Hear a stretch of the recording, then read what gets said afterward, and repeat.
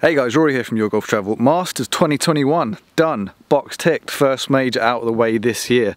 Great to see the championship back at Augusta in its usual time of April rather than November edition last time out. Huge congratulations to Hideki Matsuyama on the win. Played some incredible golf over the weekend. I'm down here at Isle of Purbeck Golf Club in Dorset. I'm going to play with Mark Crossfield and Coach Lockey, so I'm going to get their thoughts on talking points at Augusta. Justin Rose's amazing first round, why he kind of struggled to hold on to that form heading into the weekend. Bryson DeChambeau's approach to the golf course. Will it work? Does it work? Can it work? Thoughts on that. Thoughts on the golf course itself. I remember when I had finished watching the coverage on Thursday, I remember thinking, ooh, this looks a little bit too scary for the first day at the Masters. The greens were looking a little bit too slick for my taste, but having said that, that wasn't kind of reflected in the scores. Obviously there was a low score out there with Justin Rose, plenty of players under par. But yeah, let me know as well guys what you thought of the points that we cover in this video. As I said, I'm going to speak to Mark Crossfield and Coach Lockey in a second. So jump into the comment section, chat to us about Justin Rose's round, chat to us about Hideki Matsuyama. Who did you pick for a win? Will Bryson ever win the Masters? Etc, etc. And join the discussion about the first major championship of 2021. Let's get into it.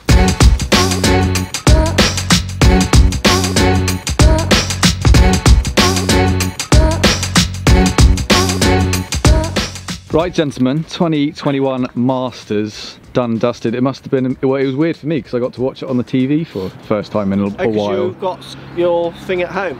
Yeah, and also we weren't there. I see what you mean, yeah. It was sad not to be there. Yeah. Such a great event to be at, isn't it? But I love it. I just looked at the sun, on one level, I just looked at the sun. Yeah. What was the biggest thing that you missed from us not being out there? I mean, you've been 4 times, I think. Yeah. You 3. Twice, I think I've been. Have I? Twice. 3 times. Must have been 3, I reckon. I missed the gift shop. I missed the sun.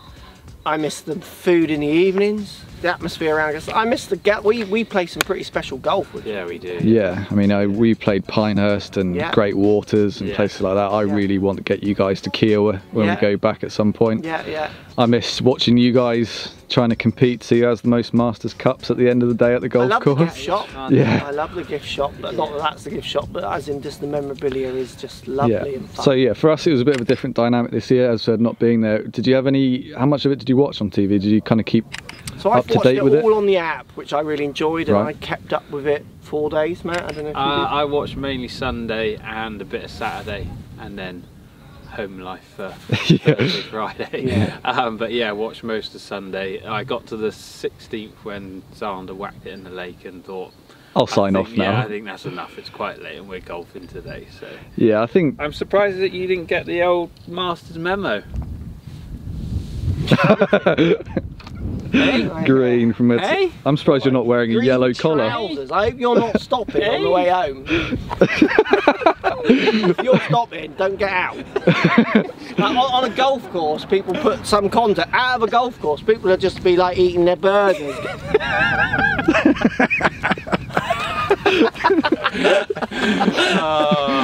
Well, Jim, they're green, I think. I think I'll save this one for next year now. Yeah, good. Yeah. So that's your official Masters. So, I mean, you mentioned Sunday, and unfortunately, unlike the Masters, it was, I think, a damp squib is probably a bit too harsh, but... No, it's Team Strixon Delight. Hideki. Team Strixon Delight. Just want to point out that 2 of the present major champions are Team Strixon players. Yeah, that's the key. For all the boos from people, and they almost play dooby. Always got the most dooby. 2 of the current majors, Team Strixon. Yeah. But yeah, Hideki Matsuyama obviously pretty amazing throughout. Great 3rd round, wasn't it? Third round was unbelievable. Highlights, Rose's first round crazy. Yeah. Second round, scrambling, hold on, was amazing. That's what I remember. Yeah. It wasn't really sustainable after that first round for him, was it? Because he gained 5 strokes putting. Yeah. That is 8 heads out of 10 coin toss. That's like, oh, here we go, 9 tails. Yeah, you could argue that was one of the most impressive rounds, certainly in Masters history, but maybe even major history when you look at the scoring average for the field and then what he did. Yeah, also because I did a video on his putting, and it was really interesting how close he started hitting it. So it started quite average. I think he was 1 over after about X amount of holes. He's 2 over 2.7, I think. That's right. Yeah. And you look, he was like, because I was measuring the putt out, he was 25 foot away. Yeah. It was 45 foot away. Yeah. And then it started going 6, 12, 8, 3, 6, 7. So not only is he holding those putts, which is what I was testing against in the video I did, it was like, he's hitting the ball there. Yeah. It was like... Yeah, it's proximity to the hole getting closer and closer. Oh, he wasn't it? just went on one, and it was And great. what did you think of the course setup this year? Because I don't know about you guys, but when I watched round 1, I was kind of like, I was panicking. A little bit too difficult for the first day, isn't it? I thought those greens were pretty brown for day 1, and it was quite windy, and I thought if that carries on, obviously they've got sprinklers and they can control it, but like they just, I'm guessing, didn't want a 20 under again. Yeah. Well, I think that's how the Masters should be played as well. It's an April event where it's dry there, maybe one day of rain which softens it up sometimes, but I liked it like that. The other thing with the brown greens as well is you've got to remember those cameras are shooting down. Yeah.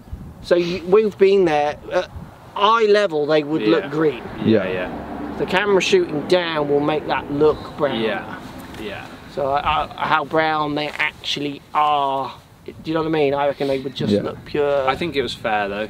It was fair. I mean, that reflects in the scoring, isn't it? Someone went out and shot a low one, and there was plenty of players under par. It just wasn't. Yeah, John Ram last day. What was the cut? 1 over level? I mean, it was a realistic cut. Couple over, I reckon. Yeah, it was a realistic cut. It was 2 over, 1 over, or something. It was good. And what about obviously very popular talking point almost every week now, Bryson? Yeah. I mean, we obviously have personal conversations about this, and I know what we all think, but what do we think about the way people were reacting to his approach to Augusta? It's like... Oh, it was weird. I mean, I saw some comments saying his approach doesn't seem to be working, yet there was DJ missing the cut, Garcia missed the cut, Rory missed the cut, missed the cut, Willett missed the cut, Westwood missed the cut. So yeah, anyone who finished below him, are their approach is not working either. Why are we like, he's made the cut, he's got an average on tour this year of 69 points, so the lowest scoring average in 2021. He's won events, leading. He's #1 FedEx leading. Like, his strategy's pretty good. Augusta and people, how they talk about it, it's like a mythical, romanticize it a little till it becomes this kind of beautiful myth, which is fine, but if you actually want to look at it logically, those trains of thoughts just clash. It didn't work. My perception was that his approach is absolutely fine, and it will work at Augusta one day if he plays well. Like, it's as simple as that. Like, win it in the next 3 years. Is that a prediction? Oh, you heard it here first. Said that as well. Signing off for that. All right, boys. Well, hopefully we'll be out there next year and we can watch him do it in person. Yeah, and then when he walks past, Matt will go, "Told you. Hey. You're welcome." Yeah, all right. Who are your picks pre-event? Because I know you're pretty on it most of the time. So that was pretty good. I wanted Rory to win. Yeah. Mine was an emotional pick. I said it in a podcast. Because he's not been playing great, has he? And obviously career Grand Slam. Finally getting that monkey off his back. I just want him to win that event for no clever reason. It's just emotion. I want him to career Grand Slam, which again, like we talked about, what does that really mean? I just would like, he's got game that can play around there. He just has his moment. It's just bad timing. Lines and worlds not happening for him at the minute, but he will be there. Well, it was nice to have it back in April. And November was wrong, wasn't it? As in, it was a great necessity because of the awkwardness of the year, but it's April. Didn't feel real, did it? Golf again, isn't it? Yeah. So everyone's buzzing about it again. People are buzzing, wearing green. Well, yeah. Hopefully we'll be out there. He keeps walking away. If he says green, you'll just see his car pulling out. Green this! Goodbye.